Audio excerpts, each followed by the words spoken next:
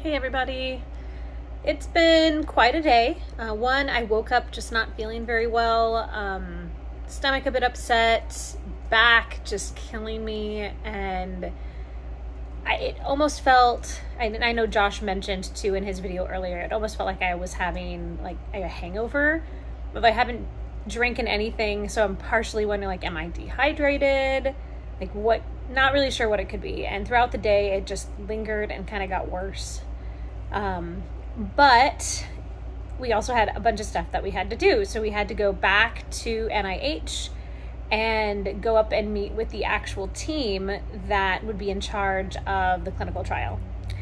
And so they had all of the tests and things from yesterday that they reviewed came in, and hold on, Josh has a list for me to kind of remind me of all of the different people who came in. So we first met with the social worker just so she could introduce herself, and she kind of takes over and helps handle anything that's not medically related. So that includes refunds for things, helping with lodging and things with travel, like all of those things that wouldn't include like a doctor or something like that. Very sweet. Brought us kind of a pamphlet of things that we can hang on to, so that we kind of know some of the services that are already provided.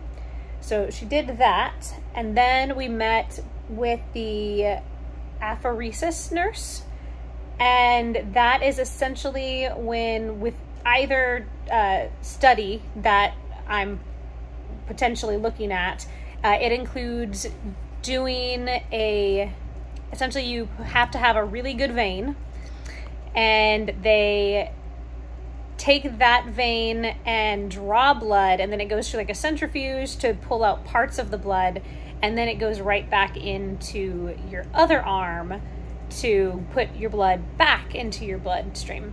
So they have to make sure that you have good enough veins for them to do this. And so she came, she took notes, she tested my veins and things, like put me in a tourniquet essentially, and felt around just to see what all was or is there. And she was pleased with one, not so much with the other arm, but she thinks we can probably make it happen. So we got that going, and then another nurse came and we went and just did vital signs and everything, so we had that on record. And then we met with the immunotherapy and surgical oncology fellow, and they switch fellows once a year, so she will actually be moving away from this particular position come July. So she's my contact, or one of the contacts for now, and then she won't be after July. And there's other staff members that it kind of does the same thing, but the main doctor for the study, Dr. Goff, will be there. She's not going anywhere. She will be there throughout the whole thing. So we did that. Unfortunately, I don't qualify for the study that I wanted to. So the one where it was the tumor infiltrating lymphocytes. So where I would potentially go in and get like a week of chemotherapy, and then you do multiple rounds with the TIL therapy, and then potentially another treatment, another immunotherapy treatment as well. That required large enough tumors to dissect and pull out, and apparently they don't think mine are large enough. So that's a bummer for me, because it sounded like this was the one that has the most promise. But I do still qualify for the other one, which is combining two different treatments that have in the past been used for melanoma, but not together. And so they're going to be testing these together to see if it actually helps make them more effective.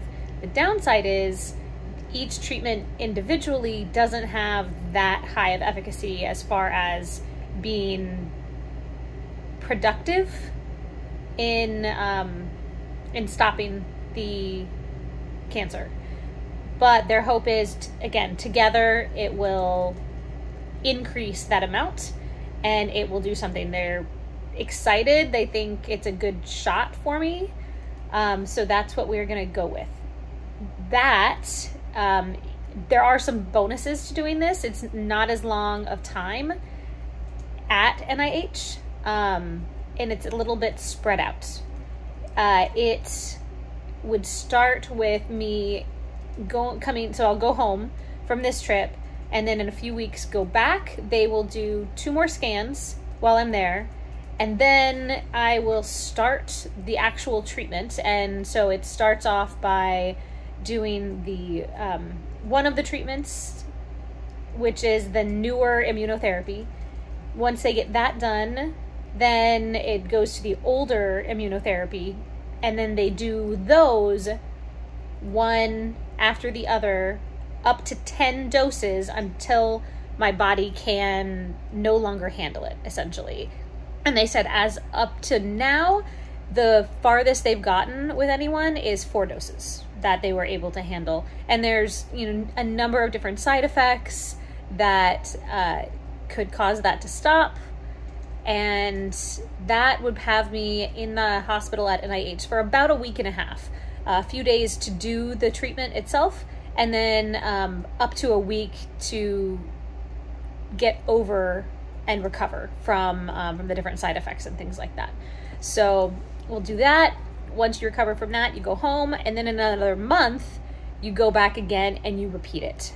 And after that, they just monitor every 3 months, where I would go back and they would do new tests and other things, just to kind of see how things are going and see if there's any change, for positive or negative.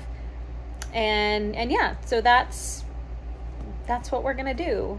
We found out about lodging for Josh once that comes up. So once I'm an actual patient and I'm in the hospital, there's something called SAFRA lodging, or the SAFRA Lodge, and that is meant for families who a family member is an inpatient and going through something. They don't always have enough room, so we will have to see. But that'll be the direction we try for. It's completely free. Everything is covered. So that's definitely the direction that we are trying for. He will be able to visit me. Any family would be able to visit. They said, of course, 2 years ago with COVID and everything, that wouldn't be the case, but they're kind of back to normal, mostly normal, like hospital functions. So they definitely have a belief that having family around who can support the patient is an important thing. So that's nice.